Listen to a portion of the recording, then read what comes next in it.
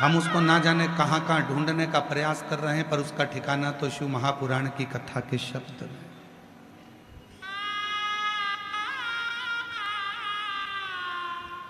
जो लोग सीहोर आते हैं कंकर शंकर की पूजन करने के लिए, रुद्राक्ष लेने के लिए, हम उनसे एक बात कहते हैं, यहाँ से लेकर जाना तो दिल से लेकर जाना, ये समझ कर लेकर जाना कि तुम्हारा शिव तुम्हारे साथ जा रहा और तुम्हारा दुखड़ा हरने के लिए जा रहा, तुम्हारी तकलीफ हरने के लिए जा रहा, तुम्हारा कष्ट हरने के लिए। यहाँ कई माताएं ऐसी बैठी हैं जो अपने साथ में कंकर शंकर को लेकर चलती हैं। कई बैठी होंगी जिनके प्लेट में कटोरी में कंकर शंकर विराजमान। कई माताएं, कई भाई, कई जीजी, कई जीजा, कई बेटियां, कई बेटा, कई मेरे बुजुर्ग माँ बाप ऐसे बैठे हैं जिनके गले में रुद्राक्ष पड़ा हुआ है। एक रुद्राक्ष उसके गले में पड़ा है, उसको क्या लगता है कि मेरे गले में रुद्राक्ष है, पर शिव महापुराण की अगर विद्येश्वर संहिता को पढ़ा जाए तो स्वयं शंकर पार्वती जी से कहते हैं कि ये रुद्राक्ष नहीं है, ये मेरा स्वरूप है, और जिसके गले में रहता हूं उसकी रक्षा का भार मेरे ऊपर रहता है, उसकी रक्षा का भार मेरे ऊपर। ये केवल रुद्राक्ष नहीं है, ये मेरा प्रतिबिंब स्वरूप है, ये मेरा स्वरूप।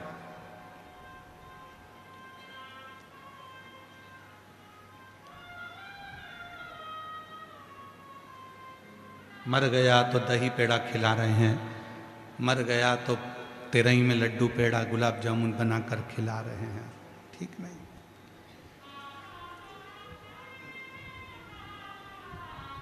मर गया तो अस्थि की पूजन करी जा रही है,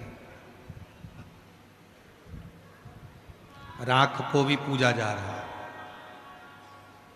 पर जिंदा था तो क्यों नहीं पूजा, जीवित था तो सम्मान क्यों नहीं दिया।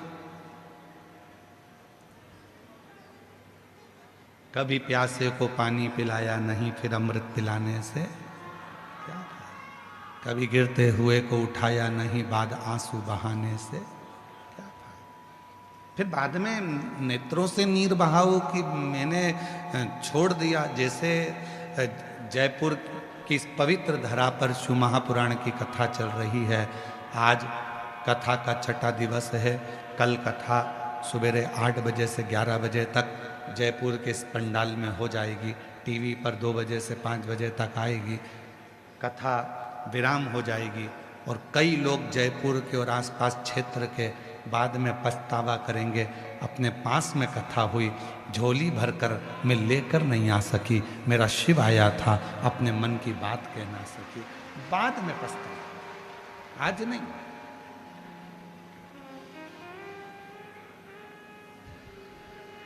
अभी तो आप आए हो बाबा से निवेदन करने के लिए, प्रार्थना करने के लिए, विनय करने के लिए, विनती करने के लिए, और उसको अपने दिल की बात करने के लिए, अपने मन का भाव, अपने मन का विचार करने के लिए।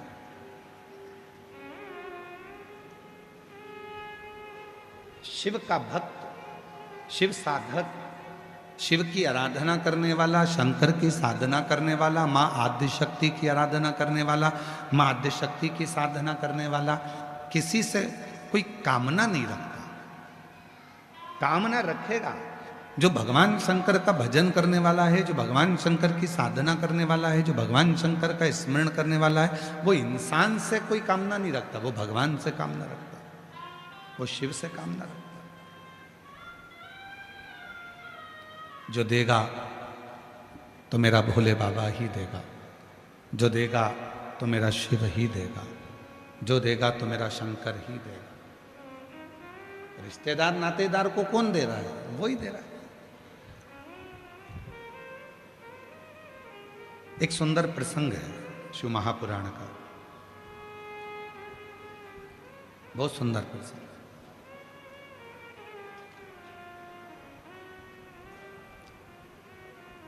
भगवान शिव माता सती को लेकर कुंभज ऋषि के आश्रम में कथा सुनने के लिए गए, कथा श्रवण करने के लिए। कुंभज बाबा के यहाँ जब कथा सुनने के लिए गए और कुंभज ऋषि के यहाँ जब बैठकर कथा श्रवण कर रहे थे तो माँ सती के मन में ये भाव उत्पन्न हो रहा था कि मेरे पति विवाह करने के बाद उनको तो मुझे कहीं घुमाने ले जाना था, कहीं भ्रमण करने ले जाना था, पर मेरे पति मुझे विवाह करने के बाद केवल कथा सुनाने के लिए लेकर आए। जो नियम भगवान शंकर ने सतयुग में प्रारंभ करा था वो नियम आज तक संसार में चल रहा है। और मुझे उम्मीद है जो नियम मेरे देवादिदेव महादेव ने सतयुग में प्रारंभ करा था वो आज भी कलयुग में निपटा है, वो भी कलयुग में चलता है, वो भी कलयुग में चल रहा है। और आपके घर पर भी वो नियम चल रहा है। माता सती के साथ शिव जी का विवाह हुआ और माता सती को लेकर शिव जी कथा सुनाने के लिए लेकर गए। आज भी प्रत्येक घर में नियम है, लड़के की शादी होती है, घर में बहू आती है और बहू आने के बाद में उसको सत्यनारायण भगवान की कथा में बिठाया जाता है, कथा सुनवाई जाती है। दोनों बना और बनी को, दोनों दूल्हा दुल्हन को बिठाकर कथा सुनाई। हमारे मध्य प्रदेश में ऐसा नियम है, राजस्थान में है क्या? कथा सुनवाते हैं उनको। जब दोनों दूल्हा दुल्हन आते हैं, घर में शुभ कार्य होता है तो सत्यनारायण जी की कथा, भगवान की कोई कथा, कोई पितरों की पूजन, कोई अनुष्ठान करवाया जाता है जिससे उनको लगे कि हमारे पूर्वजों का ये अनुष्ठान है।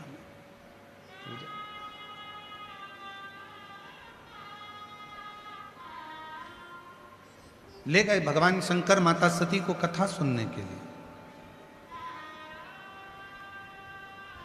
कुंभज बाबा के आश्रम में बैठ गए कथा सुनने के लिए और माता सती के दिल में ये बात आ रही है कि मेरे विवाह के बाद तो मुझे ले जाना था कोई घूमने के लिए, मेरे विवाह के बाद तो मुझे लेकर जाना था कहीं हिल स्टेशन पर घुमाने के लिए, पर विवाह के बाद मुझे मेरे पति लेकर आए हैं कुंभज ऋषि की यहाँ कथा सुनने के लिए, कथा श्रवण करने के लिए। सती ने मन में ये विचार करा कि मेरे पति भी मुझे कहाँ लेकर आए, इससे तो अच्छा है कि मेरे प्राण ही चले जाते, मैं जलकर भस्म ही हो जाती तो अच्छा था।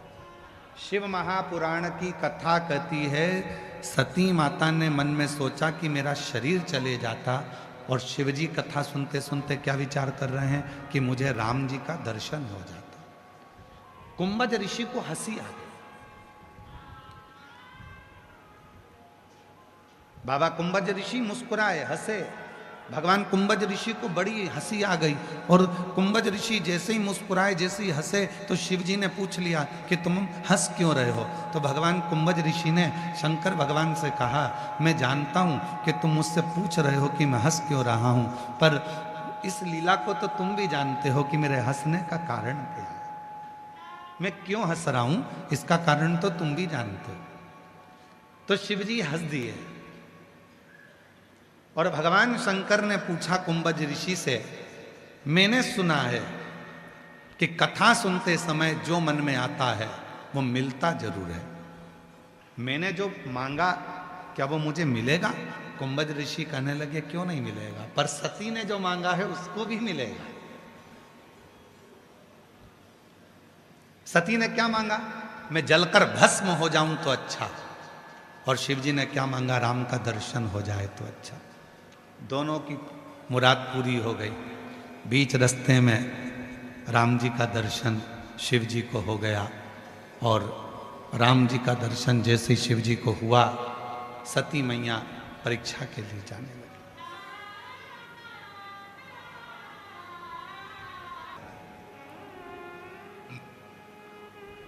तुम्हारे मन में अगर थोड़ी सी भी खेद है तो परीक्षा लेकर आ जाओ। सती जी परीक्षा लेने चले। शिव जी से कहा, अब आओ सही जगह पर कथा के प्रसंग पर। इतनी कथा तो आपने रामचरितमानस में भी सुन रखी है, भागवत में भी सुन रखी है, पूरी पुराणों में सुन रखी है। अब सही प्रसंग पर अब आए। सती कह रही है, कथा सुनने अपन दोनों साथ आए,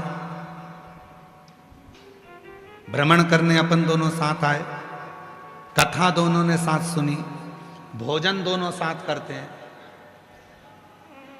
घूमने दोनों साथ जाते हैं, तो परीक्षा लेने में अकेली क्यों जाऊं? तुम भी मेरे साथ चलो। मैं अकेली परीक्षा क्यों लूं? शिव जी कहने लगे, देख ये फालतू काम में मैं नहीं जाता। शंकर जी बोले, ये परीक्षा लेने के लिए मैं नहीं जाऊंगा। परीक्षा तुझे लेना है, तू जा। संशय तेरे मन में है, तू जा, मैं नहीं जाऊंगा। ये मेरे काम की चीज नहीं।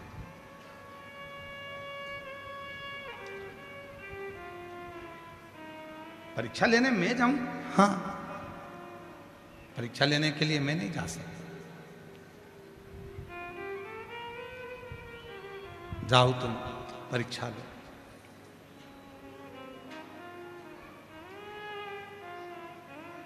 शिव जी से सती माता ने कहा कि ऐसा नहीं हो सकता, मैं तुम्हारे बिना परीक्षा लेने नहीं जाऊंगी। शिव जी कहने लगे, मैं परीक्षा लेने नहीं जाऊंगा।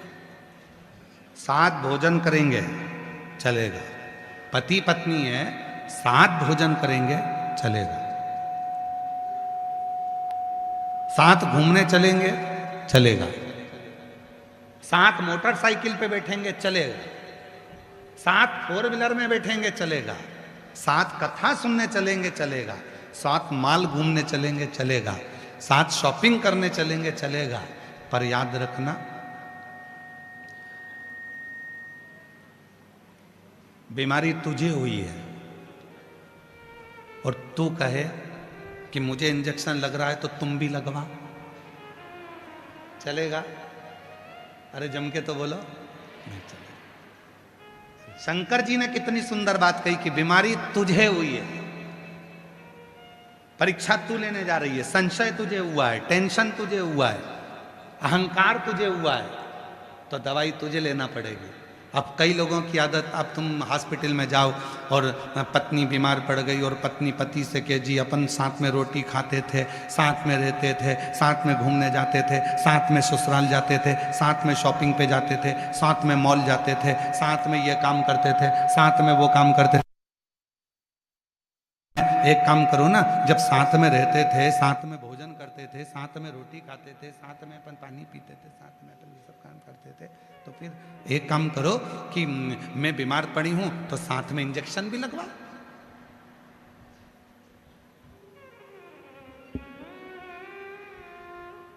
दवाई भी साथ में लो। कितनी माताएं बैठी हैं जिनके पति साथ में इंजेक्शन लगवाते हैं, और कितने पति बैठे हैं जिनकी पत्नी साथ में बैठकर दवाई खाती हो। पति बीमार है तो पति भी दवाई खाएगा और मैं भी खाऊंगा। है कोई? नहीं, कोई नहीं। जिसको दर्द हुआ है दवाई उसे ही खाना है, और जिसके मन में संशय हुआ है परीक्षा लेने उसी को जाना है। मैं नहीं जाऊंगा, मैं नहीं जाऊंगा। जिसको संशय हुआ वो जा। तकलीफ अपने को हुई है तो दवाई अपने को खाना पड़ेगी।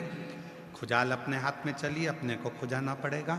छींक अपने को आई है तो अपने को छींकना पड़ेगा। छींक तुम्हें आ रही और तुम पति से कह रही छींको छींको। अब पति बेचारा 2 घंटे से मुंह खोल के बैठा, छींको, तो पति बोले मुझे छींक आ ही नहीं रही, तो मुझे तो आ रही है ना, तुम छींको छींको।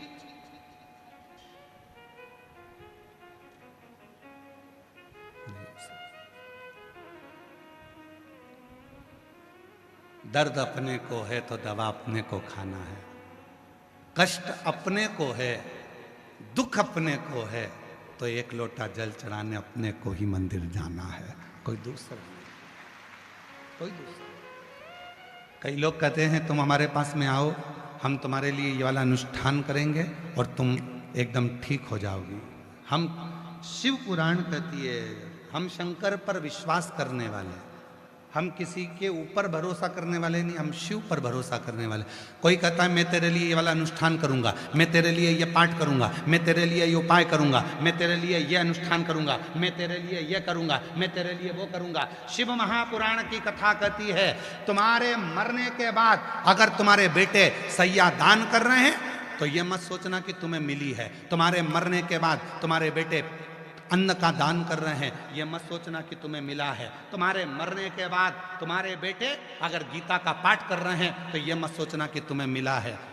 तुमने जो जीते जी दान करा, तुमने जो जीते जी कथा सुनी, तुमने जो गीता जी का पाठ किया, तुमने जीते जी जो भजन किया, बस वो ही तुम्हारे साथ जाना है मरने के बाद। तो एक क्रम है जो निभाना,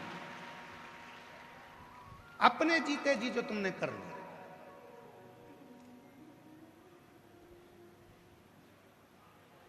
मर गई अम्मा, ट्रेन में बैठ के हरिद्वार ले जा रहे हैं इत्ते से लोटे में भरकर, और सियोर वाला बाबा कहता था लोटा भर के जल चढ़ा रहे हो, लोटे में खुद पहुंच गई, लोटे में, पर जल नहीं चढ़ाया।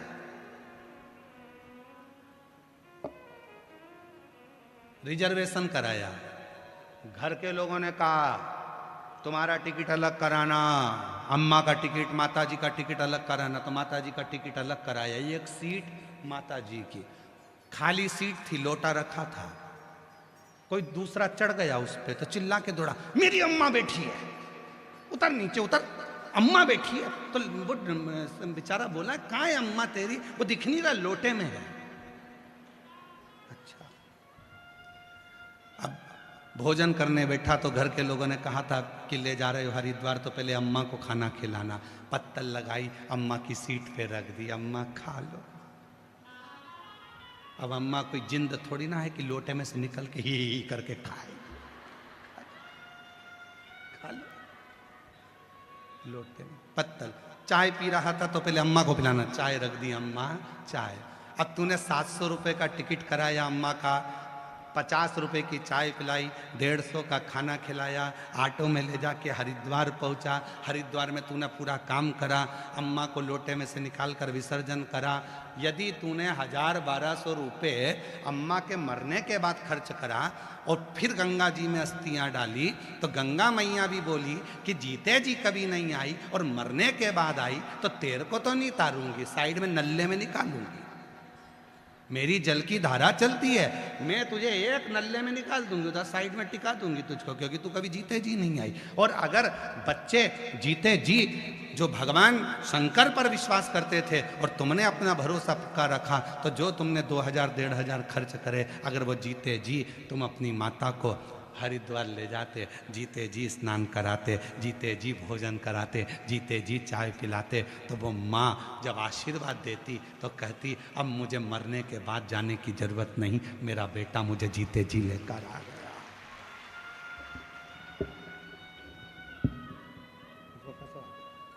मेरा बेटा मुझे जीते जी लेकर आ गया, अब मुझे जाने की जरूरत नहीं। इसको कस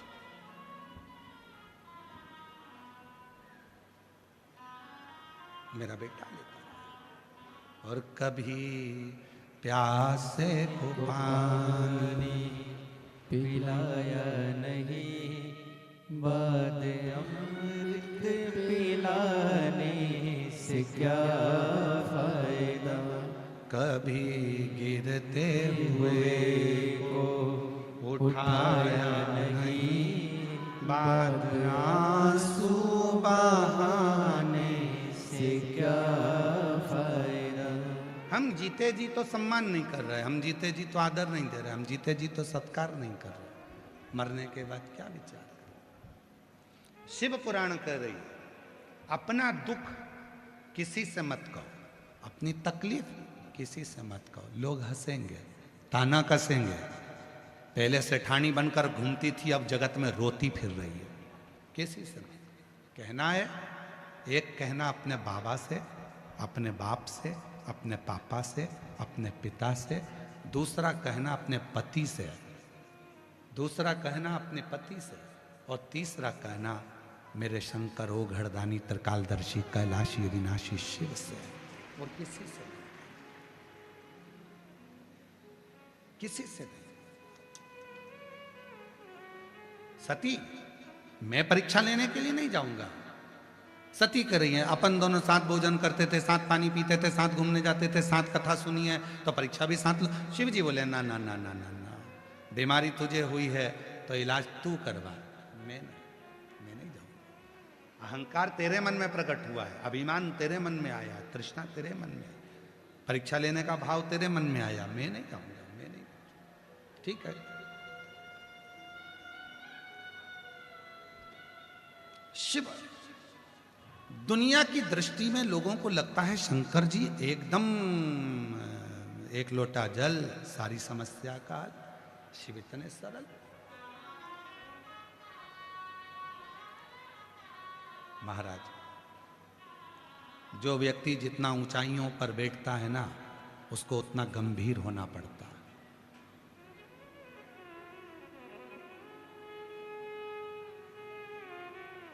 उसको उतना गंभीर होना पड़ेगा।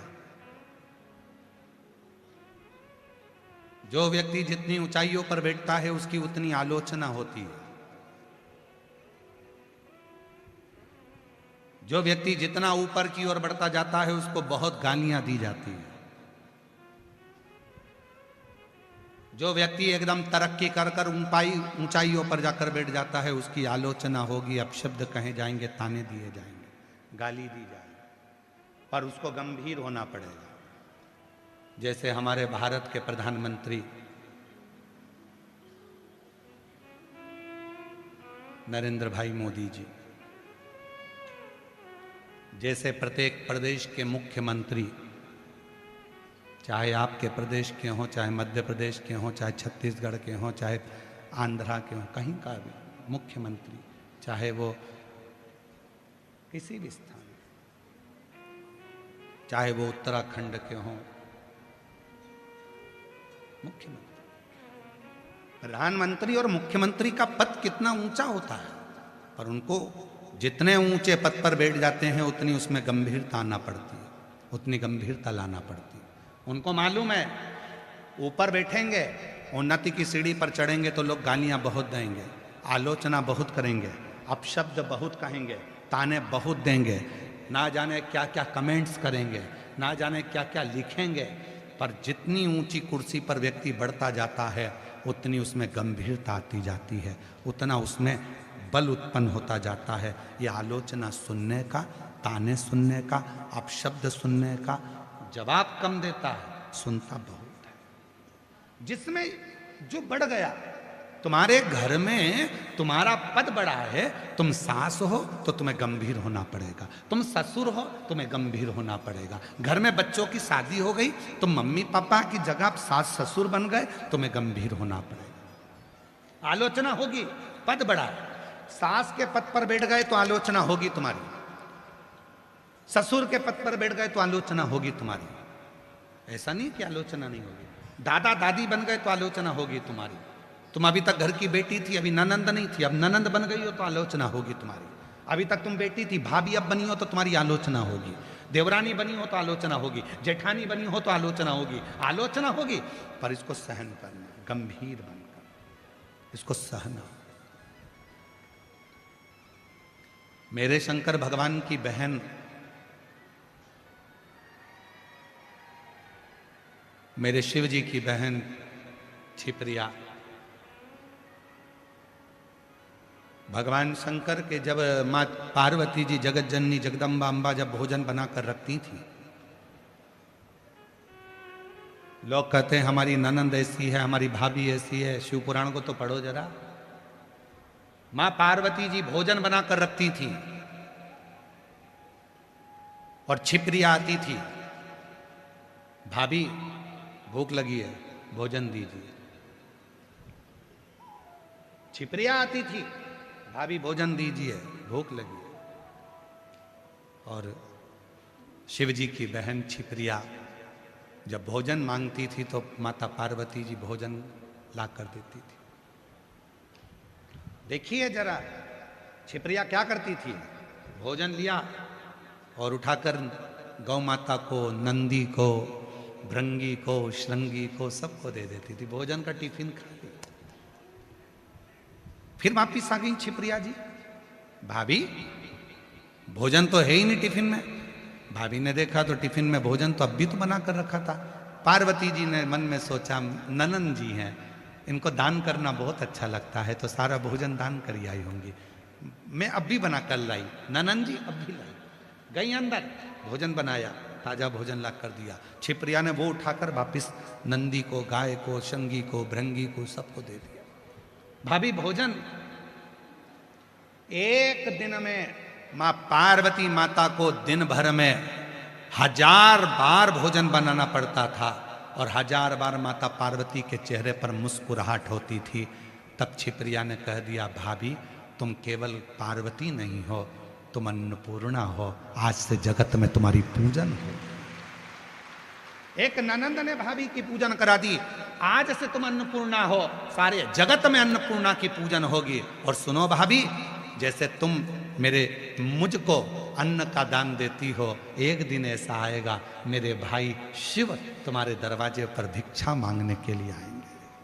और अन्नपूर्णे सदा पूर्णे शंकर प्राण वल्लभे, स्वयं शिव, स्वयं शंकर, स्वयं ओघड़दानी मां अन्नपूर्णा के दरवाजे पर जाकर भिक्षा मांग लेते। स्वयं शिव, स्वयं शंकर, स्वयं त्रिकालदर्शी, कैलाशी अविनाशी।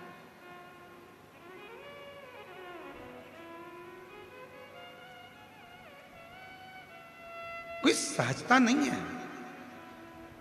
शिव को जानना, भगवान शंकर को पहचानना, शंकर भगवान के गुणगान का स्वयं। और देखो एक बहन कैसी होती है, उस बहन का भी जरा स्मरण करिए। शिव जी की बहन जब दूषण नाम के राक्षस ने आक्रमण करा, और दूषण नाम के राक्षस ने आक्रमण करा और पूरा ब्राह्मणों के बच्चों को पकड़कर निचोड़कर खून पीने लगा, वो दूषण नाम का असुर।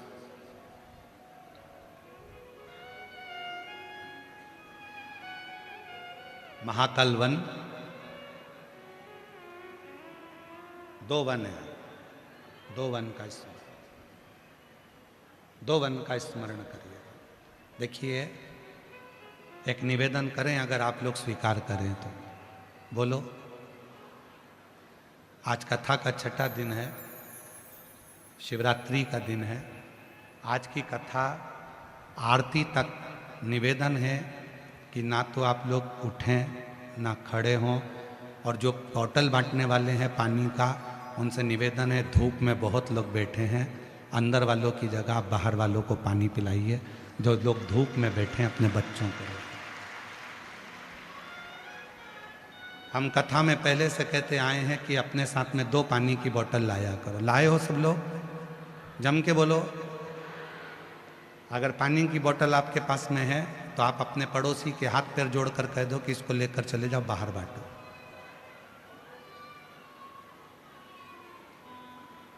तीन घंटे की कथा में आप इतना पानी भी नहीं पियोगे, क्योंकि पानी पियोगे तो आपको बाहर जाना पड़ेगा।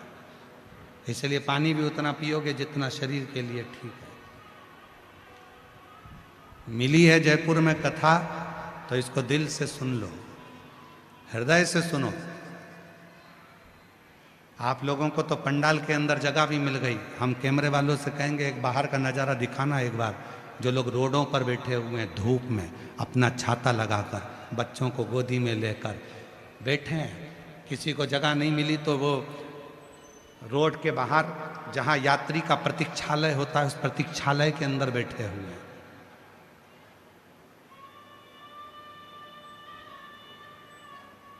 जगह नहीं है। पूरे पंडाल जितने भी लगे हैं, 7, 8, 9 जितने पंडाल लगे, और उसके अलावा मैं यहाँ की जयपुर नगर की प्रशासन को, यहाँ की सरकार को, और यहाँ के कलेक्टर महोदय, यहाँ के आईजी, डीआईजी, कमिश्नर, एसपी को भी धन्यवाद दूंगा, यहाँ के एसडीएम को धन्यवाद दूंगा। उनने समिति से कहकर रात को 4 गुना पंडाल और बढ़वा दिया कि भक्त आराम से बैठ सके, व्यवस्था कर सके। पर हम जानते हैं कि कथा 2 दिन, कथा के जो शिवरात्रि है और समापन है, उस पर भक्त रात भर विश्राम करते हैं, उसके लिए आते हैं। तो आपसे निवेदन है, थोड़ी जागरूकता के साथ कथा का लाभ लें। बहुत बाबा ने कृपा करी है आप पर, ना जाने आपकी झोली मेरा भोले बाबा किस तरह से भर कर भेजेगा और कितना देकर भेजेगा, ये वही जानता है, उसी के हाथ। दिल से, हृदय से। दूषण नाम का असुर ब्राह्मण के बच्चों को निचोड़कर उनका रक्त पीता। 2 वन है शिव महापुराण में, 2 वनों का वर्णन आता है। एक वन है नंदन वन, एक वन है Mahakal one. Nandanvan Kashi, Mahakal one Avantikapuri Ujjain, 2 one.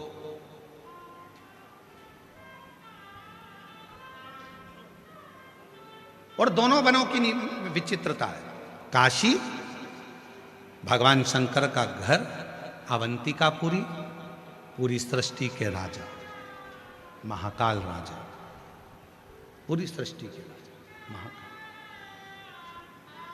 Mahakal one में दूषण नाम के राक्षस ने आक्रमण करा और पूरा पृथ्वी को हिलाना प्रारंभ करा। ब्राह्मण के बच्चे मिलते थे, उनको निचोड़कर रक्त पी जाता था, खून पीता था, और ब्राह्मणों के बच्चों को निचोड़कर खून पीकर फेंक देता। हाहाकार मच गई पूरे पृथ्वी पर, सबने पुकारा दूषण कहाँ है? तो कहा भी तो महाकाल वन में रह रहा है। महाकाल वन में? हाँ। शिव की आराधना करो, साधना करो। जब जीवन में थोड़ा सा कष्ट आता है, तकलीफ आती है, दुख आता है, किसी का एक्सीडेंट हो जाता है, किसी को तकलीफ हो जाती है, तो कहा जाता है कि महामृत्युंजय का पाठ करो, महामृत्युंजय का अनुष्ठान करो, शिव संभाले। कष्ट आया है, शिव की साधना करो। कष्ट आया है, शंकर का भजन करो, शिव साधना करो, फलित हो गए। ठीक है, सबने शंकर भगवान को पुकारना प्रारंभ करा, आवाज लगाई, स्मरण किया, और ऐसी घोर साधना की सब ओम नाद में डूबने लगे। सब साधना।